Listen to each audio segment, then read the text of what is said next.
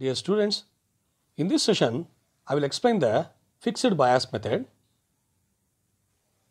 In this method, a high value of resistance RB is connected between the base and the end of the power supply.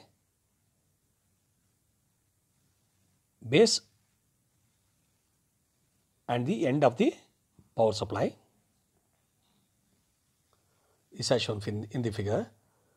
Due to VCC, some amount of DC current IB is flows through RB and a voltage IB into RB drop occurs it.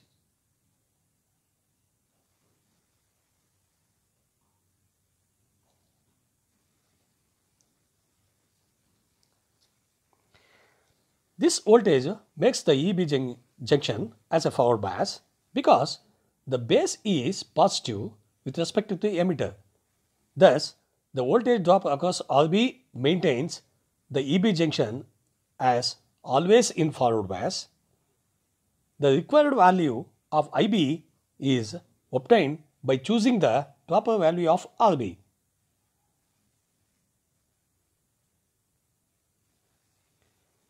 Voltage across RB is IB into RB.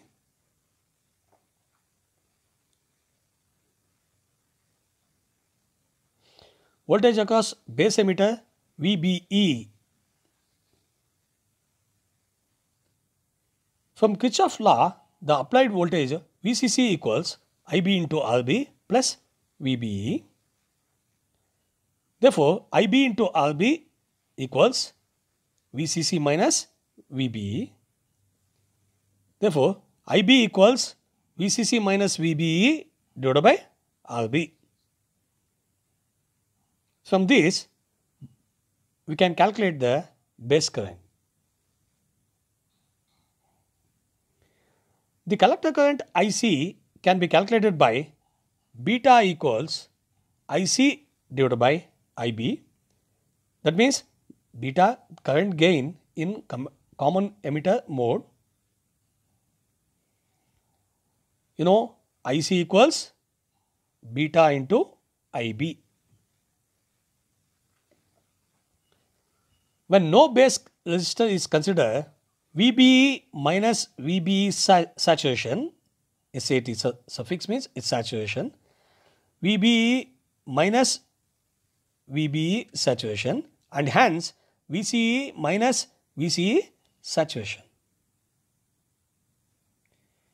From the above circuit, VCC equals IC plus VCC equals IC into RC plus VCE saturation.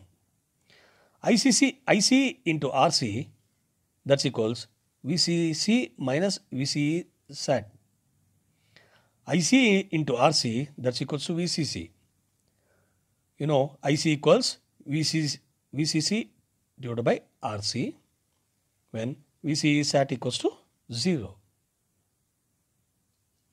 Also, from the Kirchhoff voltage law for DC output circuit, VCC equals IC RC plus VCE.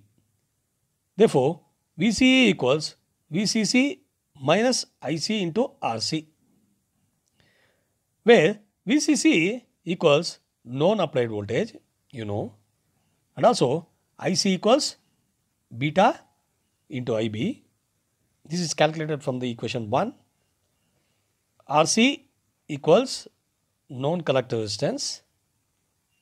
Therefore, VCE can be calculated from the equation 3.